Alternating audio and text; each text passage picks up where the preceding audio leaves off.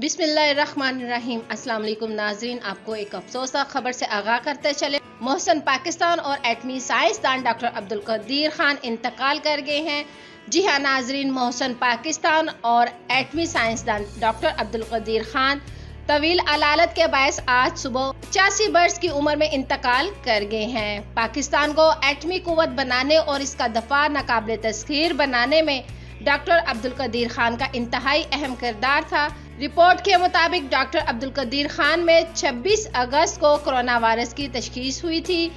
Doctor Abdul Qadeer Khan को तशवीशनाक हालत के बायस कहवटा रिसर्च लेबॉर्ट्री अस्पताल के कोविड वार्ड में दाखिल कर दिया गया था। डॉक्टर अब्दुल कदीर खान कोरोना से सेहतमंद होने के बाद घर मुंतकिल हो गए थे।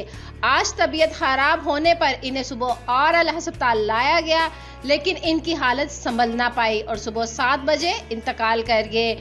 इनके इंतकाल की तस्दीक वज़ीर दाखिला शेख रशीद अहमद ने की है।